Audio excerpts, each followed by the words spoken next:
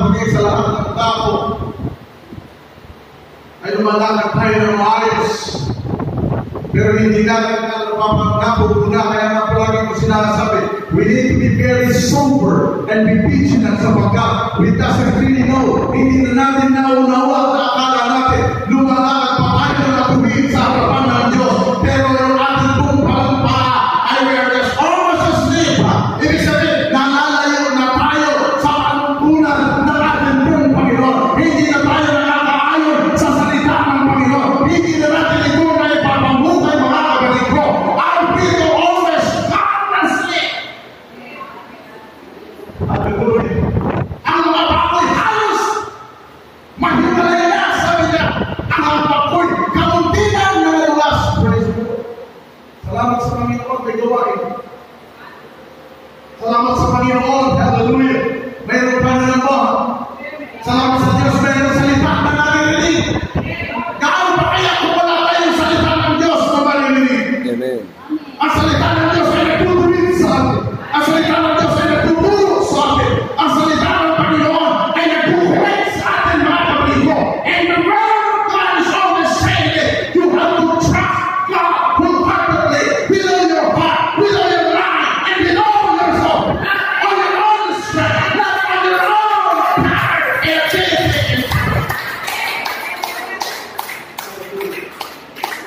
Ang salita ng Diyos ay nagpapaalala sa atin. Kung saan huwag kang magtiwala sa sarili mo. Huwag kang magtiwala sa kakayanan mo. Yes, I have made some other points that you have to be confident with what you are doing. Pero in the spiritual realm, mga kapatid ko, ang Diyos mismo nagsasabi ito, trust in the Lord and lean not in your own understanding. In all your ways, acknowledge Him. Ano ibig sabihin ito? Magtiwala ka sa Diyos. Huwag ka magtiwala sa iyong sarili. At sa lahat ng iyong ginagawa, hallelujah, i-acknowledge mo, Panginoon, na sinasabi mo, hindi ko kaya ang mga bagay na ito. Kung wala ka, hindi ko magagawa ang mga bagay na ito. Kung wala ka, hindi ang naging matagumpay. Kung wala ka, Panginoon, hindi nakalap ang bagay na ito. Kung wala ka sa buhay ko, and that's what God wanted you to understand, to acknowledge Him, to say, God, I am nothing without you. Hallelujah. And the path of righteousness, landas ng katwiran. Hallelujah. Kaibigan at kapatid, mabuti ang Diyos sa atin. Dinadala niya tayo sa landas ng katwiran. Ayaw niya tayo na mahiwalay. Ayaw niya tayo na madulas. Ayaw niya tayo, mga kapatid, na mahiwalay. Ang hapang natin, mga kapatid, ang nais ng Diyos, ang hapang mo ay patungo sa daan ng katwiran. Sapagkat ang daan ng katwiran, tatalihin ka ng Panginoon sa kabutihan. Tatalihin ka ng Panginoon sa kanyang kaharian. Do you ever know, mga kapatid ko, that righteousness of God leads you into eternity? Ang katwiran ng Panginoon ay tatalihin ka doon sa buhay na walang hanggan. Kung hindi natin sinusunod ang katwiran ng Panginoon, hindi natin hinahanap ang katwiran ng Panginoon, saan ba tayo patungo? Saan ba patungo ang hakbang natin? Hallelujah. Praise the Lord. Kaya po, mga kapatid, we have to walk into the path of righteousness. Ay yung sinasabi dito ng almost sleeping is almost losing faith. Hallelujah.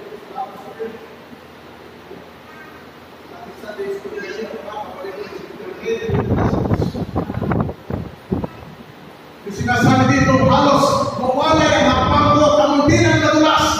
It's almost losing faith. Nawawala na ang pananampalataya ng mga kapatid. Kaya ang mga kaibigan, praise the Lord, the unshaking faith must be God with all our heart, with all our mind, and with all our soul. And the unshaking faith will lead you into victory. Dadaling ka sa katutupayan ang pananampalataya ng kaibigan sa nag-iisang Diyos na buhay. Si kay Jesus, hallelujah, nagdilaw ka na kapalaran ang magdadala sa iyo sa kanyang buhay. Hallelujah. Hindi pa na napataya sa linya ito. Hallelujah. Ang pananampalataya ng kay Jesus sa magdadala sa iyo sa buhay ni walang hanggan. Ang pag-ibig ko sa Panginoon keeping it in your heart and your mind will lead you into eternity. Pero yung paniniwala ako sa inyo, hallelujah, hindi ko whatsoever kung saan, hallelujah, hindi ka makikita kung wala siya, may problema. Hallelujah. Kaya po mga kapatid ko, another thing, ang sinasabi ko dito, mga kapatid, in the book of Psalms, what I am saying is, for I was envious of the foolish. Verse 3, for I was envious of the foolish when I saw the prosperity of the wicked. Prosperity mo lang, hallelujah, being envy. Parang naiingit siya sa kasaganan ng mga makasalanan. At kung ang wicked, masama o makasalanan. Alam niyo mga kapatid, the prosperity, alam niyo kasaganan ay being envy. Totoo yan mga kapatid. Lalo sa ating sitwasyon, lalo sa ating pamumuhay, yung makikita natin, hindi naman nagsisip na pasto. Wala naman silang narinig na salita ng Diyos, pasto. Hindi sila sumasamba o wala sila, pero masagana ang kanilang buhay. Correct?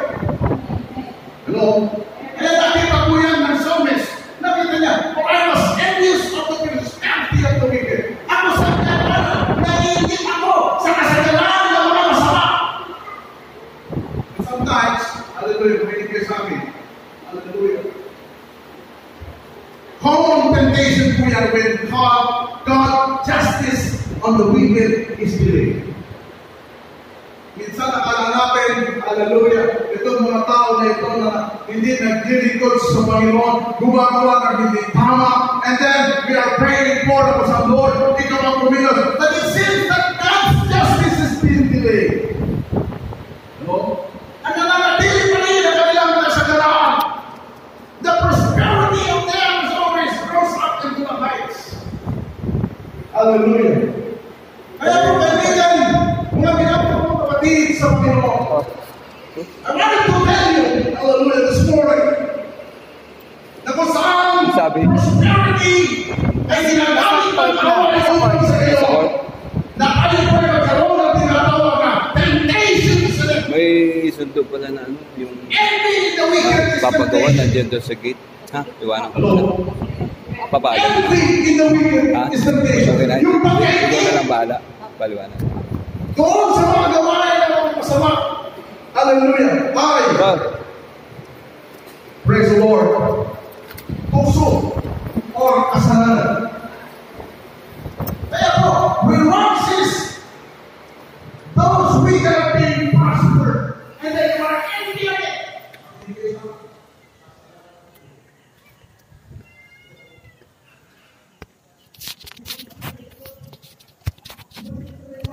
Nasaan sila? Sa court niya.